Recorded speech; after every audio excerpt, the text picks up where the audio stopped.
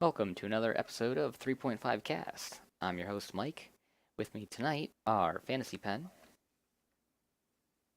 Hello, everybody. Sleven, Hello. and Troacctid. Yes, it's me, Jasmine, also known as Troacctid. And tonight we're coming back to Tome of Battle. We're going to talk a bit about the classes, a bit about the system in general. There's a whole lot to say here. We'll probably have more than just tonight about Tome of Battle, but here we go. So we're going to start by talking about the three base classes, one at a time. And the first one alphabetically is the Crusader. The Crusader is it's sort of your Tome of Battle version of a knight in shining armor, like a paladin type. It's very much a defender class. The Crusader has heavy armor and a lot of abilities based on absorbing damage, strong defense, protecting allies. It gets access to the White Raven, Devoted Spirit, and Stone Dragon disciplines.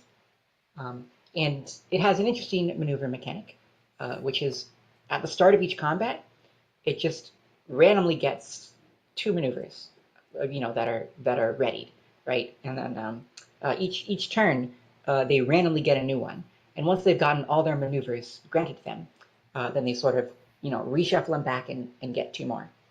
This is often represented by, little maneuver cards that people like put in a deck and shuffle and draw from. Yeah, in fact, I think there was official support for that on the Wizards of the Coast website. They had created printable cards for the maneuvers as well. I didn't know that there was an official support for that. That's pretty cool. One of my players made Oh his own yeah, deck, though. yeah. It was actually a web enhancement. I've got it downloaded on my computer. You can download it as a PDF, and it's actually kind of a neat trick because if you have the PDF, you can actually sort of, get all the maneuvers for free without having to get the book because they're just online on the cards. Yeah, that That's- that is one way to do it. Yeah. Um, Jasmine, it's been said, or rather, I have heard it said, that the Crusader is functionally immortal. What do you have to say about that? Um, I think it can very much feel that way. The Crusader has so many defensive abilities. It might be literally the number one tank in the game. I mean, you can argue like the Cleric is pretty good, but the Crusader is way up there. With the Steely Resolve, they can actually, absorb damage and save it for later, and then they can just heal the damage up while it's still in their pool, so they never actually take it. Um, at higher levels, they even get like even more unkillability with their various stances. Like there's that one stance where you just like can't die, right? What's it called? Mortal Fortitude, I believe. Yeah, that's the one. And Crusaders are the only class that has that. It's the Devoted Spirit, right? I was going to say, with a name like that, it sounds like it. Crusaders are notable for being the only ones who natively have the Devoted Spirit discipline. And the Devoted Spirit discipline is the one that has just a ton of self-healing. Uh, kind of a theme in it, of course, is that you can heal yourself when you hit the enemies. So Crusaders are doing that constantly. It makes them really hard to kill. On top of that, they have a bunch of AC. They're just absorbing damage. A common feat for them to take is Stone Power, so that they can get temporary hit points whenever they attack as well. And that's even more synergy with the Steely Resolve ability. Uh, they also get, Die Hard as a bonus feat at level 10. The Metal ability at level 13, which allows them to completely negate the effects of a Fortitude partial effect when they succeed on the save, instead of taking partial results. Um, and, just generally they have a lot of really good defensive abilities. Backtracking a bit, I just want to point out Stone Power is a variant of Power Attack that is found in the Tome of Battle. Yeah, basically you take a penalty on your attack, and then, when you hit him, you also get temporary hit points equal to double the penalty that you took. up to a max of, Right. what is it, Right. 10 temporary hit points. Yeah, Crusaders are especially potent at low levels because they just have ridiculous survivability, and at the same time, they can do a ton of damage. Yeah, I think that is a pretty important thing to highlight is their viability at low levels, especially when things like armor class are so swingy in different directions, and also the fact that they're almost encouraged to start out multi-classed, and they're one of the martial initiator classes that benefits a lot from taking a lot of base class levels, but also benefits really well from taking a few levels in a few other areas early on. Yeah, a couple things there.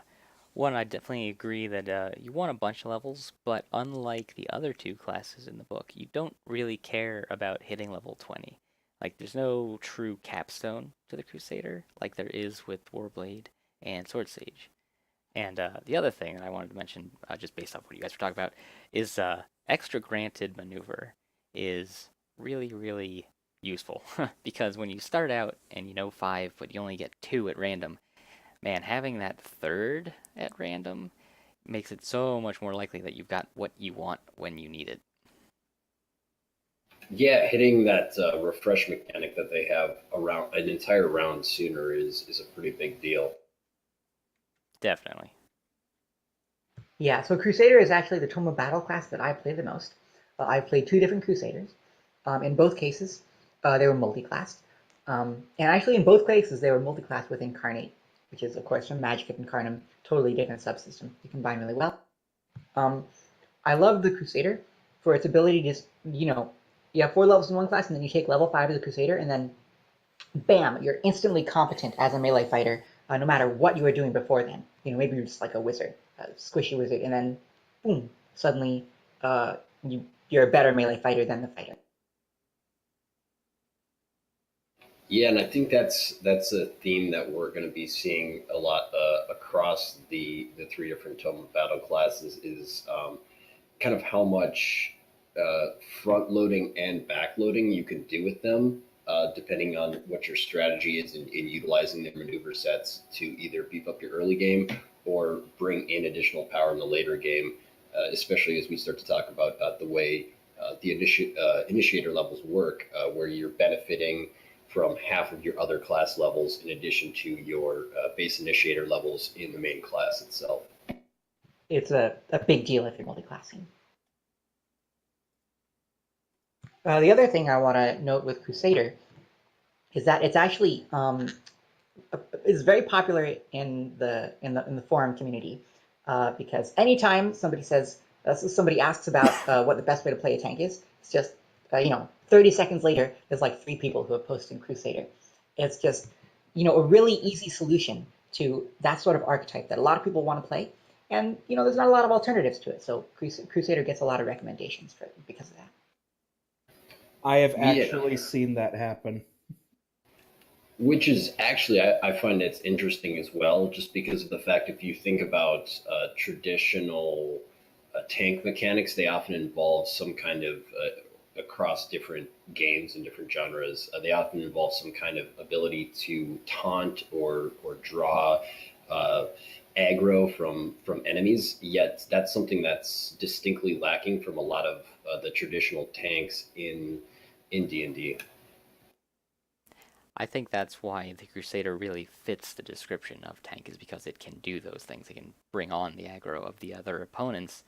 And also, I just have to say that I am definitely one of those people that Troacctid brought up that instantly brings up Crusader whenever anybody mentions a tank.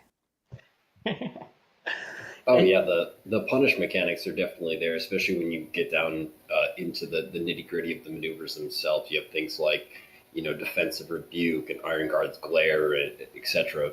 That are benefiting you in some way and punishing the enemy for making the decision not to attack the Crusader. And from a historical perspective, this sort of design philosophy for the class is intricately linked to the fact that 4th edition was in development around the same time as Tome of Battle. And for 4th edition, they came up with different roles that they wanted classes to be able to fill in combat. with leader, defender, striker, and controller. And Crusader was clearly designed to be very much a defender class. When you look at other classes that were produced before then, it wasn't really design technology that they were conscious of. But with Crusader, you can tell they definitely had it in mind. And you can also clearly tell from their early defender, the Dwarven defender, that they didn't really know how to make a tank function at that point. The Crusader is so different from that, and yeah, it's a great defender. And they actually sort of redid the Dwarven Defender as one of the prestige classes in this book, but I'm sure we'll get to that in a future podcast. Hopefully. Actually, definitely. Also, the Crusader is really a self-contained class. Like if you choose not to multi-class, and I know I already said that there's no good capstone, but if you choose not to multi-class, you really don't need anything else. Like you can build a perfectly competent and functional, playable, enjoyable class just as a Crusader from 1 to 20. It's a thing you can do. Yeah, and I think that's one of the things that's great about Tome of Battle in general. You can really say that for all three base classes. Yeah, definitely. And also, once you start multi-classing, I think Crusader is one in particular that can really get very interesting, and you can make all kinds of crazy builds with it. I mean, there's Ruby Knight Vindicator, you slap on some Cleric or Paladin, go that route. There's the Idiot Crusader, which I really want to play at some point, which has more, let's see if I say this right the first time. It's got more maneuvers granted than it has known. Is that the setup for the Idiot Crusader? It's actually either more or equal, and there's a few different ways to go. Right, yeah, that's it. Yeah, I've seen a few builds. I really like the Idiot Crusader. Like I said, someday I'll have that player character. Someday. Yeah. And then And the idea behind, of course. Go also ahead. there's the D2 Crusader, which is obviously the absurd, like, theoretical optimization setup where you can do infinite damage. So these are some tricks. Basically, the Idiot Crusader is because you have the same number of granted maneuvers as you have ready maneuvers. It means that you're just going to be granted every maneuver every turn, which means you can use the same maneuver every turn. And you can do things like spamming White Raven tactics over and over again to give your allies an extra turn each time you use it, uh, and things like that. It can do some very silly things. And the D2 Crusader works with the one stance that they have, which is what is it? Whenever they roll the maximum result on a die, they get to roll that die an additional time for damage rolls, exploding Yeah, dice, basically. Um, and then you combine that with a way to reroll the ones. Is that right? Yeah, that's it. yep. It's Aura of Chaos is the stance specifically, and then I think it's some kind of healing maneuver or feat actually that's related to. I'm trying to remember here, but it grants you maximum rolls on die. So basically, Or I think it turns a one into a two or something like that. yeah, that sounds right. So the combo is you can either roll a one or a two. If you roll a one, it turns into a two. If you roll a two, it lets you roll again. And once you have a D2 for your damage die, it means you're just dealing infinite damage because you reroll again on every roll. And you can easily get a D2 by being a small sized creature and using the unarmed strike, which is a D2 damage for a small creature. Yeah, that's why it's called a D2 Crusaders, because you're using an attack that only deals 2 damage, so 1 or 2. And then of course it's spanned out over infinity. But I mean, I think some of these things are every time people see exploits like this, I think it's part of what adds on to people's distaste for certain systems. But they oftentimes forget that a lot of similar tricks are prevalent in the base game as well. And it's in many cases, unless you're playing a fun anything goes game, best to just avoid them. Yeah.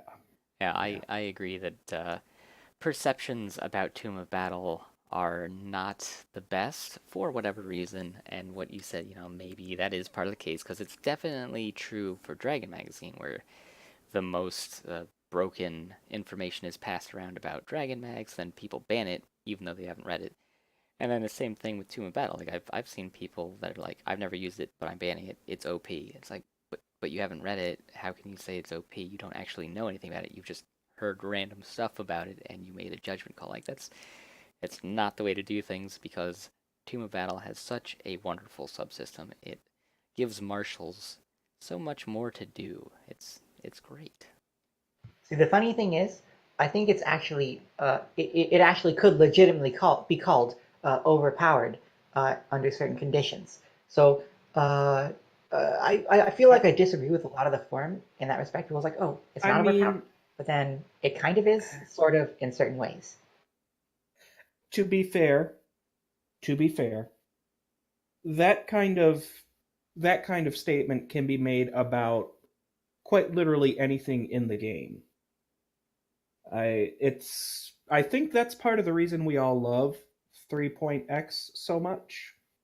You can build to do just about anything at any given point in the game, and it will perform exceptionally if you design it to.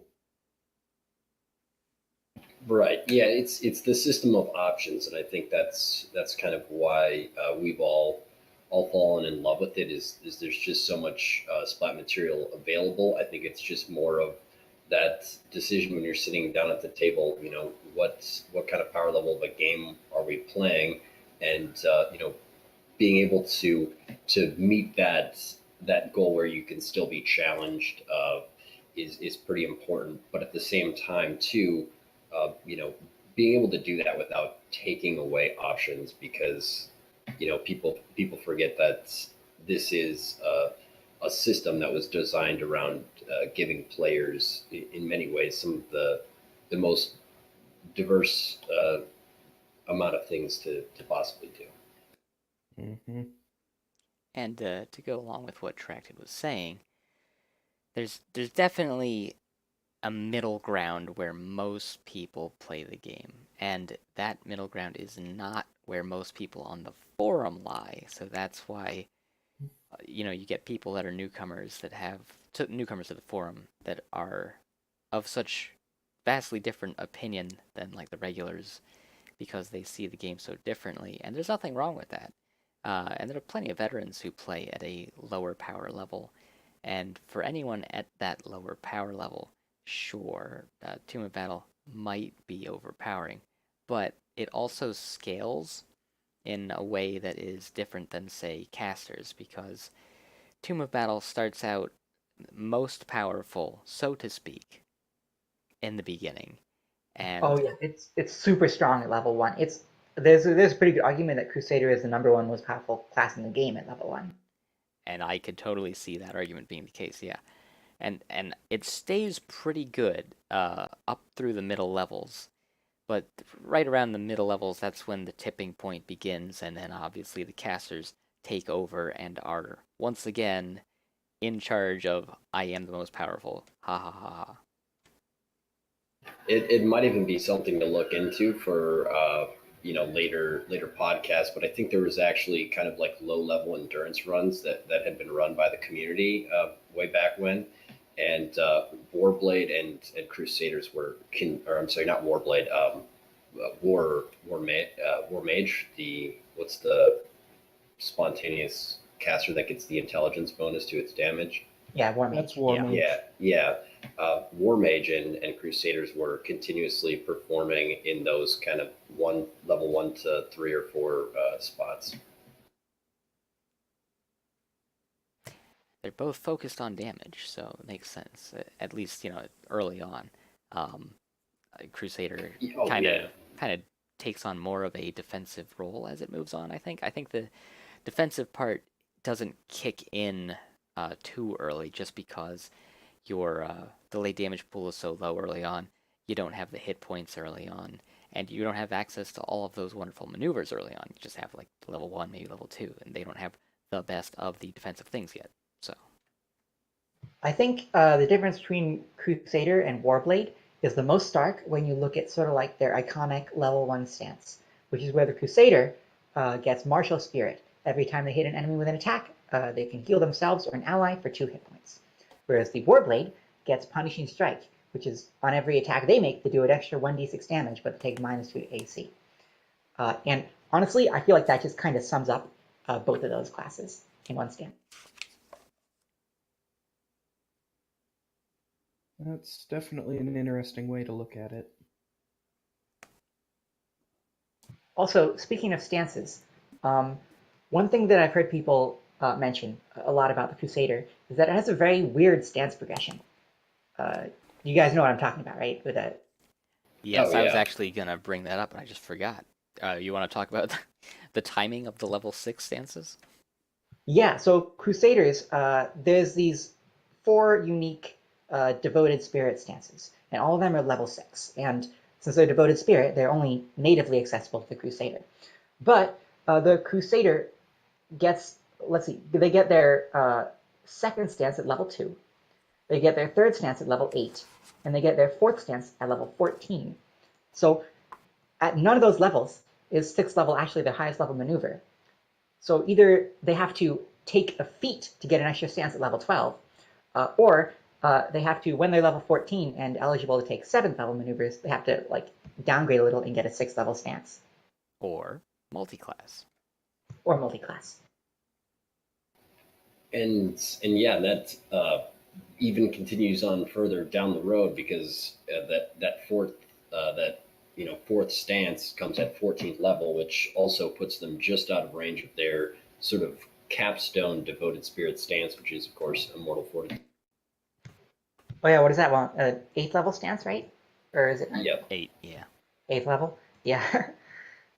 I find, I mean, and again, like, probably that most games don't reach the highest of high levels, but I actually prefer the 6th level stances over that 8th level stance, but maybe that's just me. No, I can definitely see where you're coming from. I especially like it's the lawful one where you can make any d20 roll an 11. Yes, that is my favorite. That Oh one is yeah. awesome. Are of perfect order. I mean, anything that can take out the variance in a game about rolling dice or gambling really with anything in general is a huge boon and definitely can't be overlooked. Especially when you can combine it with other maneuvers and interactions, like when we get to Diamond Mine, for example, being able to roll continuously well on your concentration checks can be a huge deal, or even a saving throw. Also, I think what's kind of amusing about those stances, the level 6 stances, that is, those 4 of them, they're each tied to a specific alignment, and there's nothing anywhere that actually prevents you from taking an opposed alignment stance. I think that there are probably a lot of people that just house rule that you can only take the one that you match the alignment for, which I could see and I probably wouldn't argue with. But it's always just amused me that you could take the evil stance even though you're good, and just because they don't say otherwise. And it's one of those rare times where it really seems like they'd have that same language where you can't take the opposed alignment, whatever. Wait, really? I was going to say, don't those stances have alignment descriptors, though? They have alignment descriptors. Is there not a restriction that they can't take alignment descriptor things of the wrong alignment?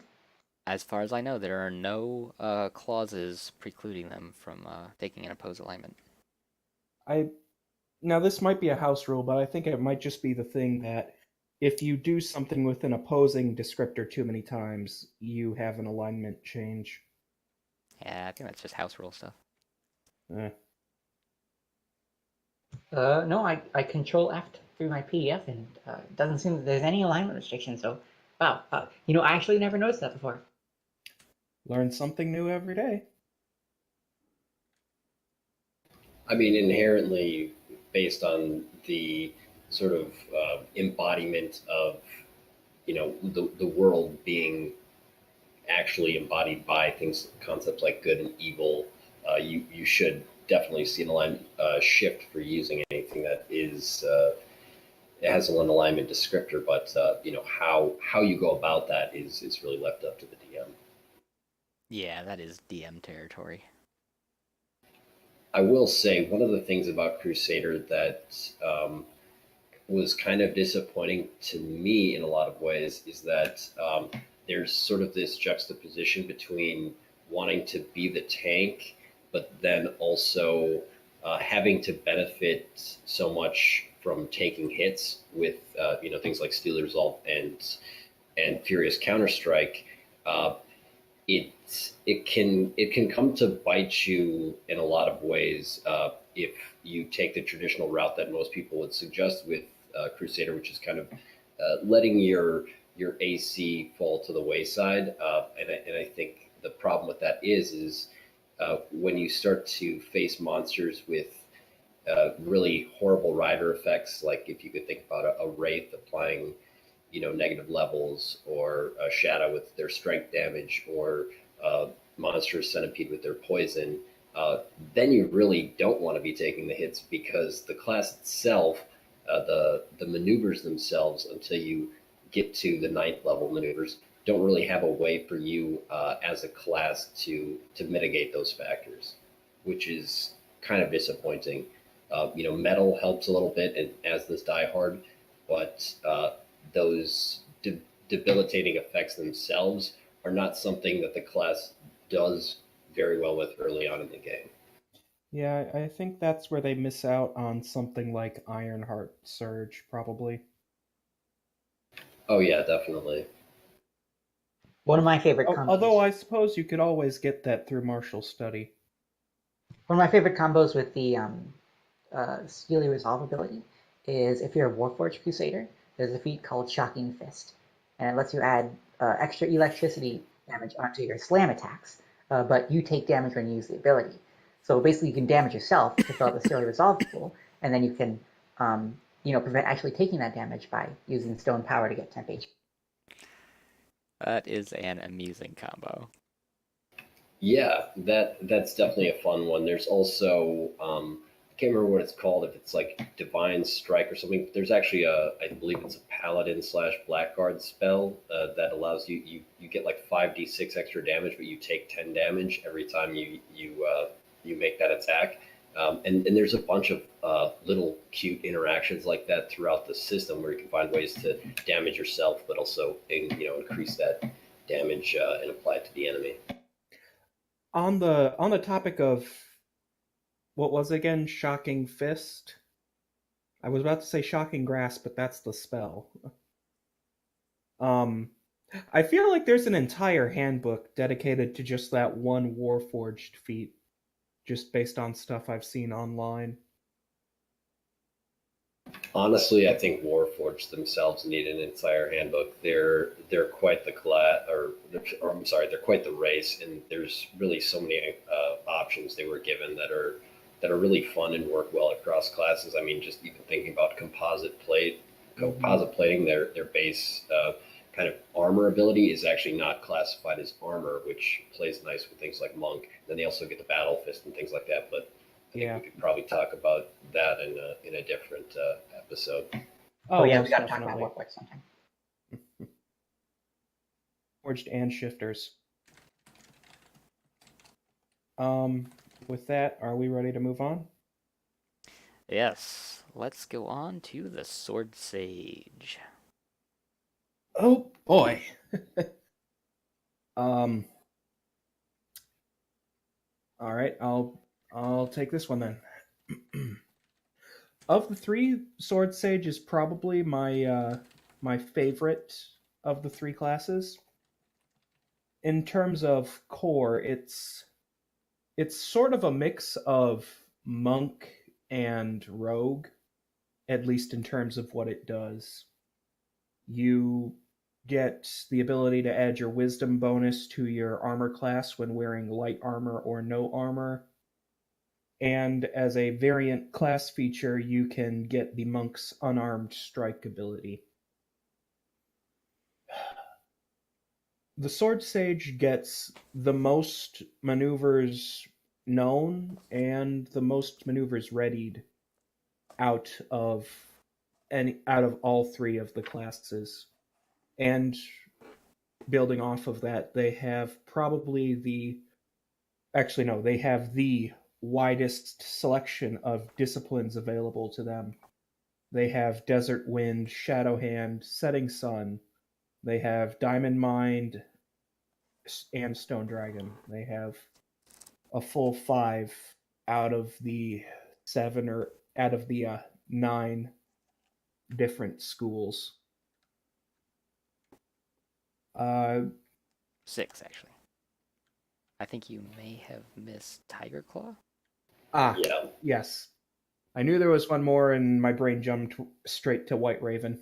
Which is another interesting thing about them as well, because they're the only base class that can natively qualify for, Master of Nine on their own with just their own maneuver. Yes, and when you look at Master of Nine, it seems to be more of a direct continuation of the Sword Sage, at least in terms of hit dice and base attack bonus. So I think that might have been a very much intentional thing. In terms of leveling, the class just has a lot of stuff within those first 5 levels. So you could take those prestige class into something else and you might never come back. Or you could stay for the late game and collect their capstone ability of dual boost, where you can initiate 2 different boost maneuvers at the same time, which is very appropriate because Sword Sages get access to the most boosts out of the 3 schools, or out of the 3 classes, again by virtue of having not only the most disciplines available, but the disciplines with the most boost are their unique schools. And also, since they have the most maneuvers readied, they can make use of those boosts too. Oh yeah, definitely. I always think of the Sword Sage as being sort of the most difficult of the 3 to play.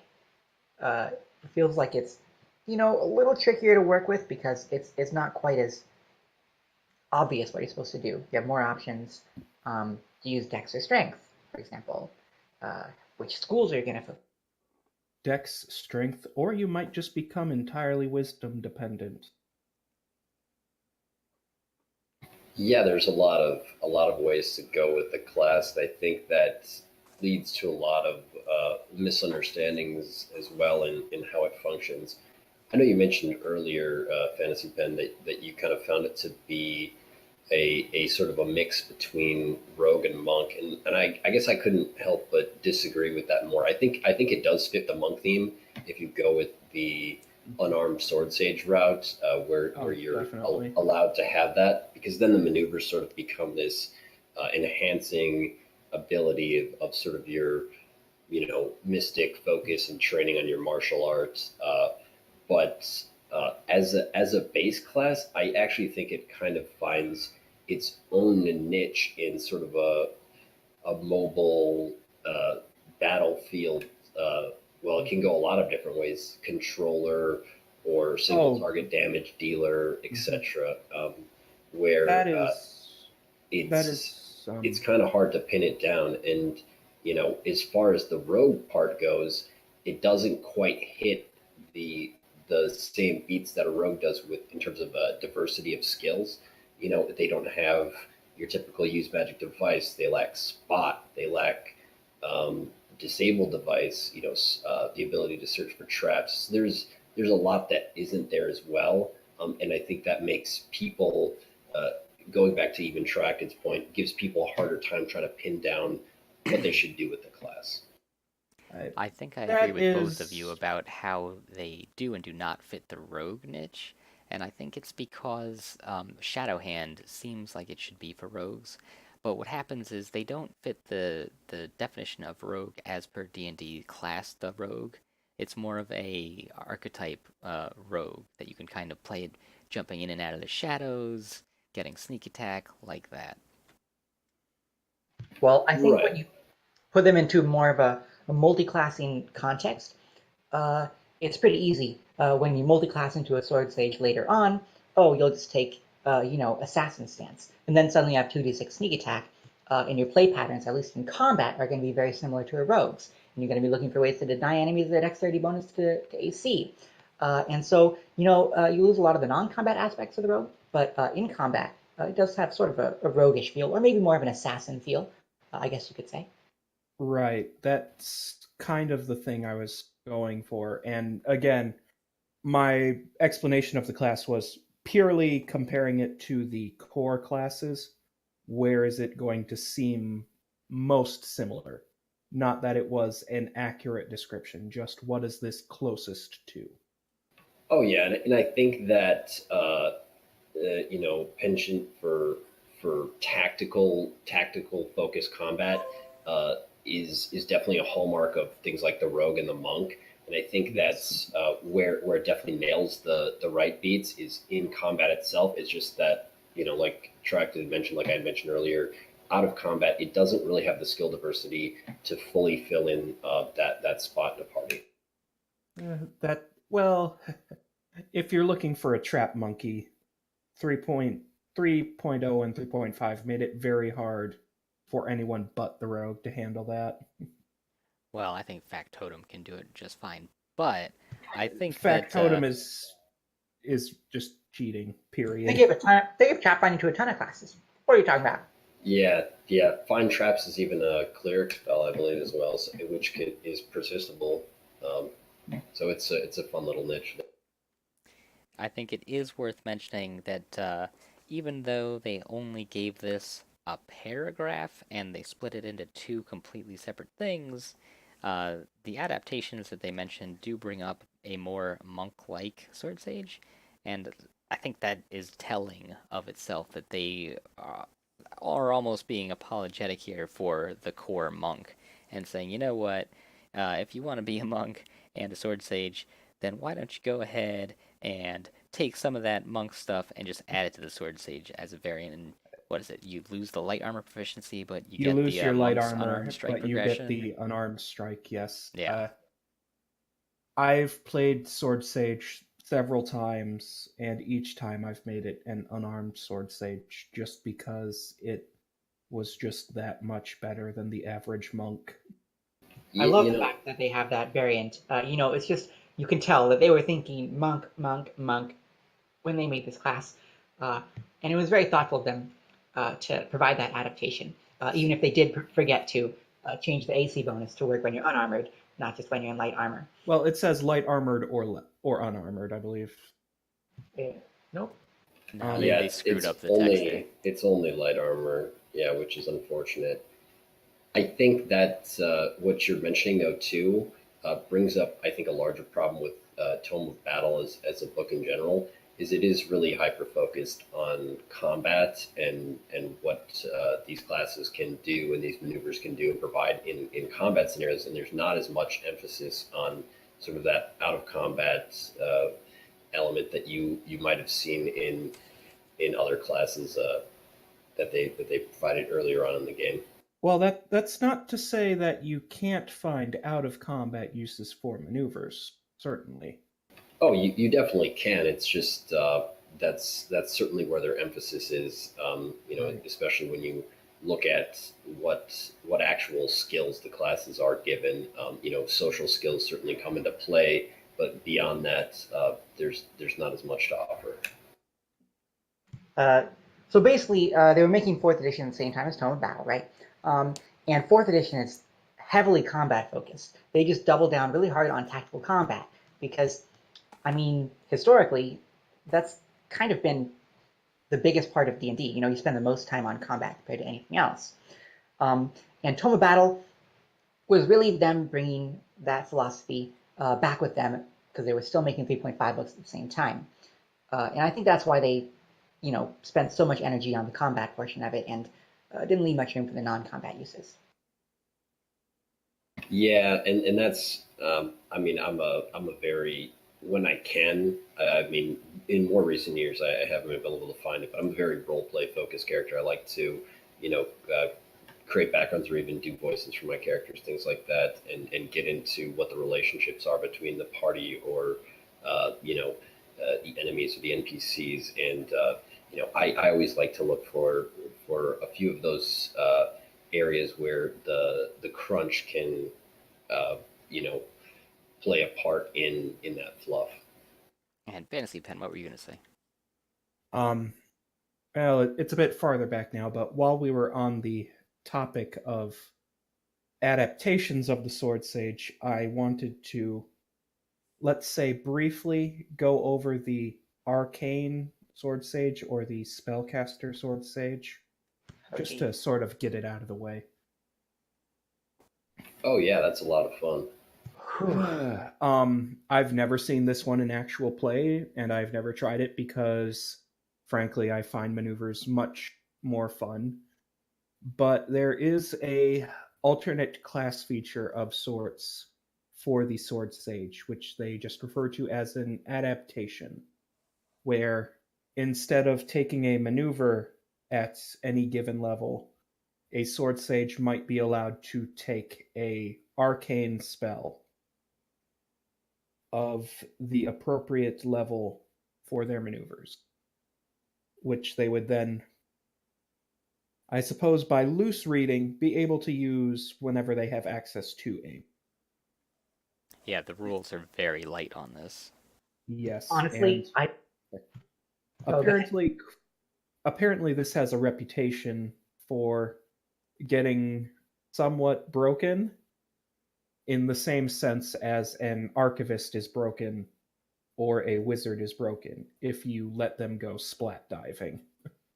Oh, it's way more broken than that because you're not just getting these spells; you're essentially getting them at will. Practically, yeah. I mean, you would still need to refresh them as per any maneuver, but yeah, it's not just per day now. It's per encounter slash per whenever you refresh it.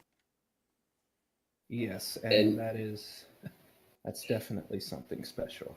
But yeah, I think their intent to try to limit that to thematic spells that sort of fit within the mysticism vibe, with making them either personal or touch range, was their suggestions, and limiting the schools to abjuration, transmutation, and evocation, at least per their suggestions, was sort of meant to kind of limit that, but at the same time, there's still a lot of power in those schools of magic that can definitely be used or abused. And as someone who's actually played Arcane Sword Sage before, it's a lot of fun. I played it with all the limitations that were set within the class, but it certainly lends itself to a higher powered game, especially if you know what you're doing when you're picking spells.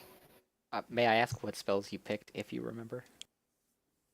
Um, it did actually make it to ninth level, so I did have shape change and time stop. I had uh, Dweomer Vortex. I had Heroics. Yeah, I had quite a bit early on. It was Alter Self, things like that. Those kind of basics, beefing myself up to become very powerful. But I was also uh, kind of abusing the rules for touch range spells that were presented in the rules compendium. So I had early on things like Parching Touch, later on Scalding Touch, things like that for quite potent damage maneuvers. Yeah, for those of you who don't know, the rules compendium clarify that when a spell allows you to make multiple attacks and has a standard action casting time, all the attacks in the spell are made as part of that standard action. So Chill Touch, that says you get one touch attack per level, well, you just make all those touch attacks all at once in the same turn. The funny thing is, Arcane Sword Sage, I feel like all you really know about it is at level 7, you get Polymorph at will, and you can polymorph the entire party into a gold dragon all day long. Uh, that's that's your summary of the Arcane Sword Sage. I mean, why stop at polymorph? But okay. I mean, of course, polymorph is not the only thing you can do, but I think it's just a really good illustration of how poorly thought out it was. I think it is not a good variant, and I would not use it in my games. Oh, most definitely. I have never allowed it either. The I first thing also I thought, misspoke earlier. It wasn't Parching Touch, but it was Scalding Touch. yeah, the first thing I thought of was polymorph abuse. So there you go. Yeah, that's. I think that's just coming down to different gaming experiences. Polymorph abuse is not something that's ever been big in my groups. Well, maybe if we had Arcane Sword Sages casting it, it will. Could be. Even our most broken casters, they tend to stick to a certain specific bag of tricks, either via necromancy or blasting. It's a little off topic, but I mean, as a oftentimes sorcerer player, I find myself enjoying the diversity offered by spells like polymorph, especially on those limited spell kits, and I think that also comes into play when you're looking at the limited maneuvers known of a would be arcane sword sage as well. Have we got anything else to add to the Sword Sage? I'm ready to move on to the Warblade if you all are. Um, I think, and maybe you guys covered it in the disciplines talk, but I think the role offered by setting sun maneuvers is oftentimes something that people talk about as sort of one of the lesser disciplines, when in fact the interactions it has with basic feats, even like improved trip and stuff like that, can make it in fact one of the more powerful ones in the book, and is something unique to sword sages, and really benefited especially by strength, but also dexterity, because of the versatility those maneuvers offer in choosing your attribute type I sword sages.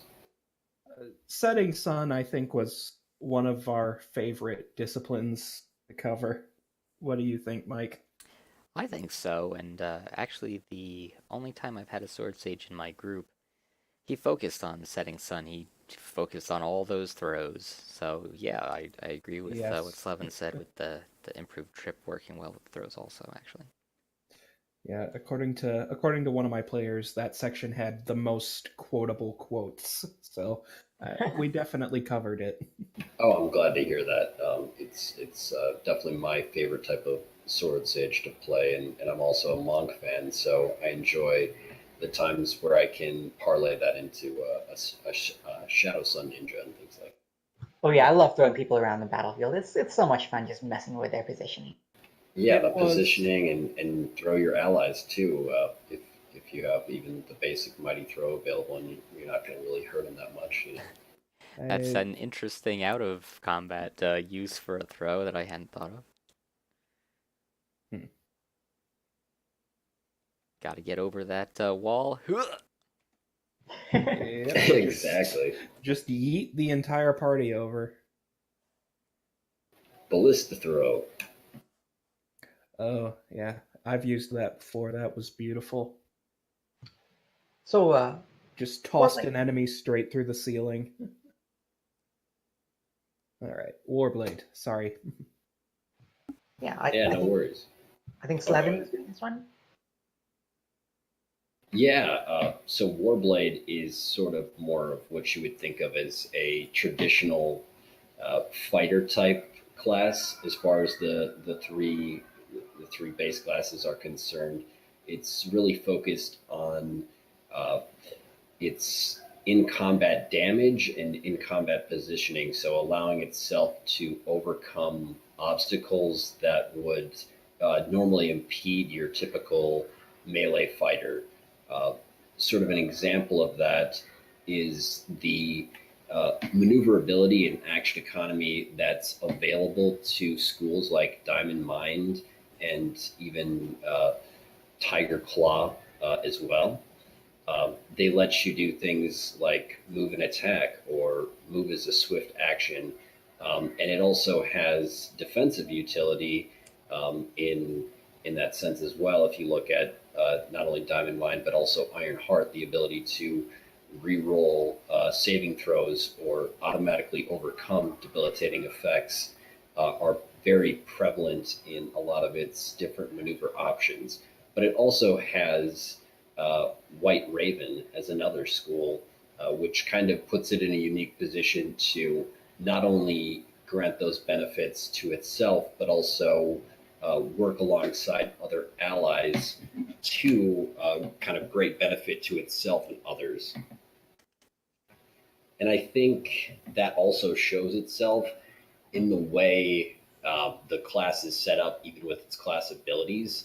Um, it's given a series of battle class features that kind of go along the line of battle clarity, uh, battle cunning, battle skill, battle mastery. Uh, the way a lot of these are set up is that they work with in combat maneuvers or in combat positioning, oftentimes, or in combat effects. So, getting bonuses to it, attacking damage, for example, equal to your intelligence modifier on attacks of opportunity or opposed combat maneuver checks like bull rush, trip, etc., and then also benefiting from providing flanking with your allies, you get extra damage equal to your intelligence modifier as well. So it kind of has this really cool niche there. And then of course you have uncanny dodge is another thing that's granted by it, as are bonus feats. And the uncanny dodge, of course, helps you maintain your defenses in situations where you might otherwise be at a disadvantage. While battle clarity helps up your reflex saves if you have a fairly decent intelligence score, and like I said, really helps you get around the battlefield, get through the obstacles that are present, and dish out a lot of damage with the maneuvers and schools or disciplines that are available to you. So I always think of it as if Sword Sage is like the monk with a little bit of rogue, Crusader is like the paladin, Warblade is like the fighter, but with aspects of barbarian and also samurai. Uh, it's got a lot of different stuff going on, but the nice thing about it is that all those stuff also work together. So, uh, you know, there's not a lot of ways that you can get a Warblade wrong. As long as you have a high strength modifier and you just pick some maneuvers, you're probably going to be doing fine. I agree. This one's just like the Crusader in that respect. Like, you're good levels 1 to 20. You don't need multi-class. You're pretty much going to be fine regardless of your choices. There aren't really trap options here. It's just it's a good class. And mentioning level 20, when they get the stance mastery, they can have the two stances active. I think that's great, but I just wish that that had come sooner. Like, I understand that they need the capstone, and it's a good capstone, but I mean, for the one thing, not too many campaigns reach that point. But also at that point, like, the power level has shifted so much that even though you've got the two stances active, it's not going to impact you to the extent that it could have had you got it much earlier. Maybe, I don't know, level 12 or something. Okay, so I mean, you could make a case that once you're that high level, that's when you really need it the most because now it's getting even harder. And so, okay, here's the boost to help you. Yeah, and I also think that having some form of extra power towards the end of the campaign is something to definitely be looked at in sort of class design. But I think recognizing that campaigns don't always necessarily get that high, and offsetting those major benefits to maybe something like a level 17 or something around that range would definitely be more beneficial to these non-caster classes who aren't aren't experiencing the same paradigm shifts that casters are when they get ninth level spells. So I think there's something to be said on both sides. I think maybe level 12 would be, too early for something like that, but certainly having it later, around the time where other characters are expecting great increases in power, but not too late where it never happens, is something that can be definitely considered. To be fair, I just threw out 12 randomly. If I put more time into the analysis, maybe I wouldn't have said 12. But my point was just earlier, good. Well, maybe what you could do is on the earlier levels, you have it available for a certain number of rounds per day, and then at level 20, you just have it on all the time. And that fits right into Wizard of the Coast mechanics, so. Yeah, I like that option a lot, especially when you have sort of precedence for that in the rounds per day limitations of a class like Master of Nine. Mm-hmm.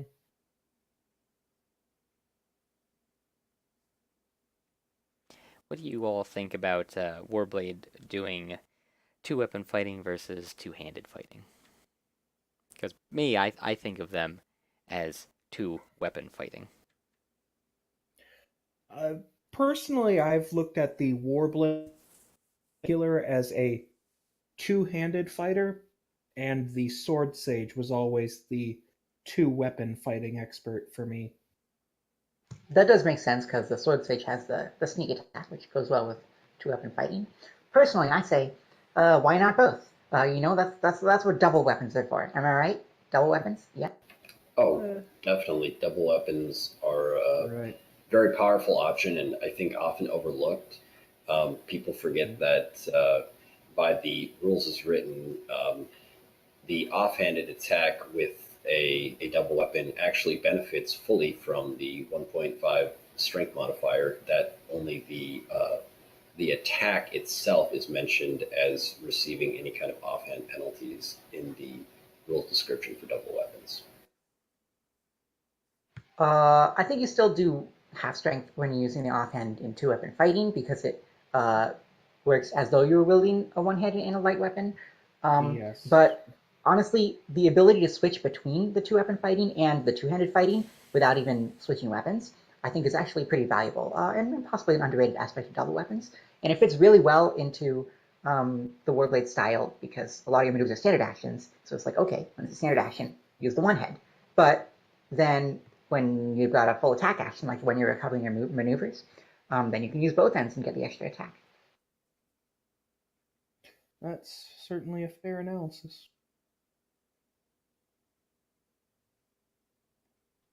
In all seriousness, though, on most of my Warblades, I probably have other feats to take, so I wouldn't go for the exotic weapon proficiency.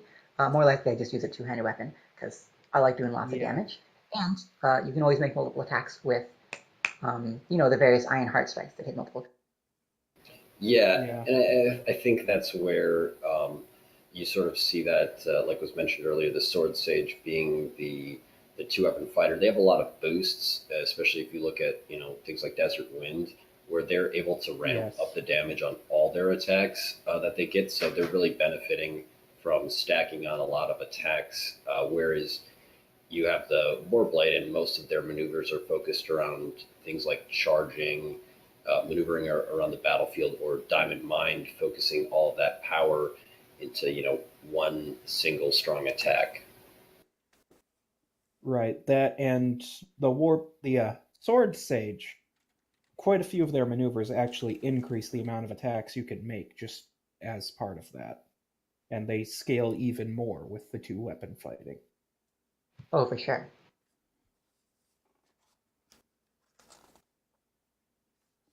One thing that I want to mention about the Warblade is something that's a little odd between the fluff and the crunch, which is that, in the description of the class, it says, oh, like they're these glory hounds, charismatic, do flourishes and tricks, and just having fun in combat. Whereas the mechanics actually get Yes. bonuses for their intelligence, Yes. not their charisma. It feels like there was a bit of a mismatch, like some wires Yes, got that crossed. that is something that I've wanting to mention the entire this entire podcast that's been in the back of my head.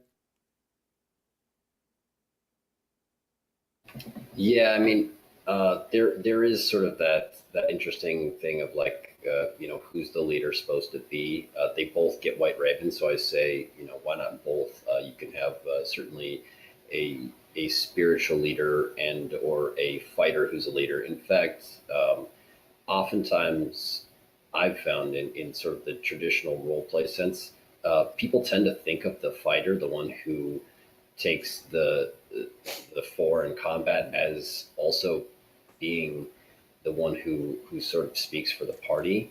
Um, and being able to kind of back that up with skills like diplomacy and things like that, and even uh, maneuvers that allow for creating tactically advantageous situations is something that I was really excited about seeing in Tome of Battle. Yeah. I think that that does bring up the point that between all three of the classes, there's really not much use for charisma. What is it? Crusader has charisma to saves, I think, or They've got the Smite Evil as well. okay, there. Yeah, they have charisma to will saves. Will save. Is I what thought, they get. yeah. And then there's, I think, one maneuver that's a area of effect maneuver that benefits from charisma, but for the most part, it's Yeah, I think if I was designing it, I would have made Warblade is charisma based, Sword Sage is intelligence based, and then Crusader would have been wisdom based. I kind of like interesting. Charisma on Crusader to sort of mirror the Paladin. It's clearly based on a Paladin, right? They're kind of connected. Yes, but that the Paladin being charisma based doesn't necessarily mean the Crusader has to be. I mean, if you look at it from a fluff perspective, the maneuvers themselves are sort of, for a crusader at the very least, are about having that personal will, um, to overcome, and that can either be seen through strength of personality or sometimes wisdom itself. But I think more of the attributes fluff is focused around charisma of saying that Yeah. you have that kind of personal strength, that personal power uh, to do something. Whereas the Warblade is meant to be fluff wise, anyways, focused on being so well trained in sort of those basics, but also thinking about fighting, from a mental and tactical perspective. That I think intelligence still fits the Warblade quite well. Oh, Honestly, if certainly. I were picking a secondary staff for the Crusader, I'd probably go with Constitution. I think it'd be neat for them to have more Yeah. Constitution focus. And that would Yes. help them out even Mhm. more with their defensive abilities. Yes, it would have.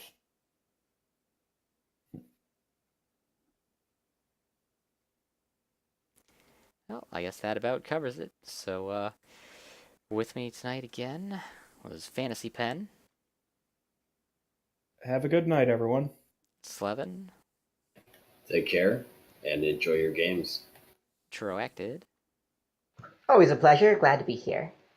and your host, Mike. See you next time.